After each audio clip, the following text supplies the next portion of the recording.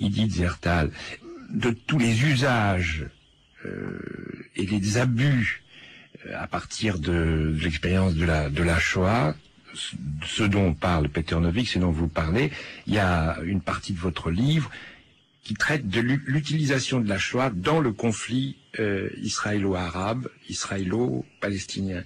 Et vous avez tout un passage sur la nazification des Arabes, sur la nazification des Palestiniens très tôt, enfin dès 48, parce que l'histoire commence avant, mais il y a une nazification des Palestiniens. Oui, ça se fait peu à peu, ça prend, disons, un corps assez important.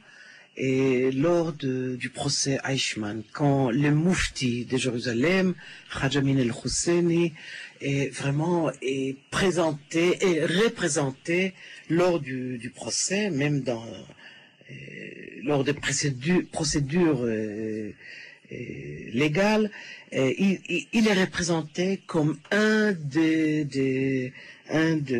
designers de la solution finale, c'est-à-dire il est représenté comme un grand nazi du niveau de tous les nazis importants, Goebbels, Heydrich, Himmler, etc.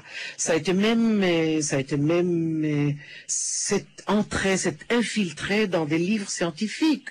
Le Hadj Amin el-Husseini, ce leader religieux, nationaliste, fanatique palestinien, est comparé aux plus grands nazis. Par exemple, dans une encyclopédie de la Shoah, qui a été publiée partout, je pense aussi en France, l'entrée, on dit, l'entrée, qui est dédiée à Hadj Amin el-Husseini, est aussi grande que celle qui est donnée à Hitler, et 2 fois plus grande que celle qui est donnée à Heydrich et Himmler et Göring. Vous voyez ce que ça fait. C'est une banalisation terrible de la Shoah, de la solution finale. Si on prend un leader palestinien qui n'est pas très sympathique au projet sioniste, mais ce n'est pas un grand nazi. D'ailleurs, il a entretenu des liens avec l'établissement nazi. Oui, mais c'était pas un grand nazi. C'était pas lui qui a désigné, qui a pensé la solution finale, pas du tout. Mais Ben Gourion, dès 48... Ben Gourion l'a dit pour la première fois en 1947 dans un forum clos. Il a dit que ceux à qui nous devrons faire la guerre, qui s'approchent, il a dit en août 47, ce ne sont pas seulement les disciples de Hitler, mais ce sont les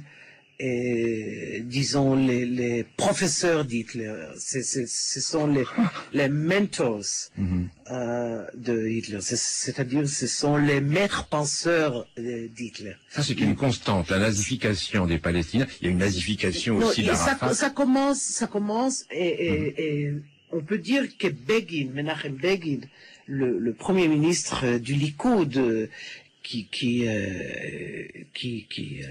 prend le pouvoir en 77, où lui, il en fait de ça vraiment une politique tout entière.